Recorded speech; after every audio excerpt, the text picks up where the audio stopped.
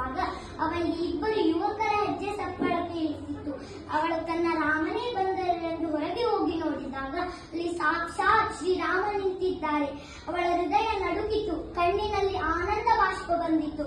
ಅವಳು ರಾಮನ ಪಾದಗಳಿಗೆ ಹೋಗಿ ನಮಸ್ಕರಿಸಿದಳು.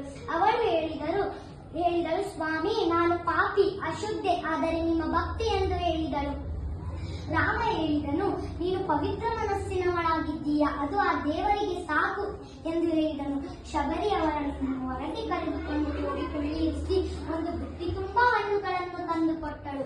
ಅವಳಿಗೆ ತಿಳಿದಿರಲಿಲ್ಲ ಯಾವುದು ಕಹಿ ಯಾವುದು ಸಿಹಿ ಎಂದು. ಅದಕ್ಕೆ ಅವಳು ಪ್ರತಿಯೊಂದು ಹಣ್ಣನ್ನು ಕಚ್ಚಿ ರಾಮನಿಗೆ ಕೊಟ್ಟಳು. ಅದನ್ನು ಗಮನಿಸಿದ ಲಕ್ಷ್ಮಣ ಹೇಳಿದನು, ಶಬರಿ, ಇದೇನು ಮಾಡಿದೆ, ಕಚ್ಚಿದ ಹಣ್ಣು ಕೊಟ್ಟೆಯಲ್ಲ ಎಂದು ಕೇಳಿದನು. ಶಬರಿ ಎಚ್ಚೆತ್ತುಕೊಂಡಳು, ಅಯ್ಯೋ ರಾಮ, ನಾನೇನು ಮಾಡಿದೆ, ನನ್ನ ದೇವರಿಗೆ ಕಚ್ಚಿದ ಹಣ್ಣು ಕೊಟ್ಟೆಯಲ್ಲ ಎಂದು ಅಳತೊಡಗಿದಳು. ರಾಮ ಹೇಳಿದನು, ನಿನ್ನ ಈ ಭಕ್ತಿಗೆ ಮೆಚ್ಚಿದ್ದೇನೆ. ಈ ಲೋಕ ಎಲ್ಲಿಯವರೆಗೂ ಇರುತ್ತೋ ಅಲ್ಲಿಯವರೆಗೂ ನಿನ್ನ ಕತೆ ಆರಾಧಿಸಲಿ ಎಂದು ಅವಳಿಗೆ ಆಶೀರ್ವಾದ ಮಾಡುತ್ತಾನೆ. ಶಬರಿ ಹೇಳುತ್ತಾಳೆ, ಸ್ವಾಮಿ, ಇಷ್ಟು ದಿನ ನಿಮ್ಮ ದರ್ಶನಕ್ಕಾಗಿ ಕಾದಿದ್ದೆ, ಇಂದು ನನಗೆ ಮುಕ್ತಿ ಕೊಡಿ ಎಂದು ಹೇಳುತ್ತಾಳೆ. ಅವಳ ಸಂತೋಷದಿಂದ ರಾಮನ ಪಾದಗಳಿಗೆ ಬಿದ್ದು ಅಲ್ಲೇ ಅವಳ ಪ್ರಾಣವನ್ನು ಬಿಡುತ್ತಾಳೆ.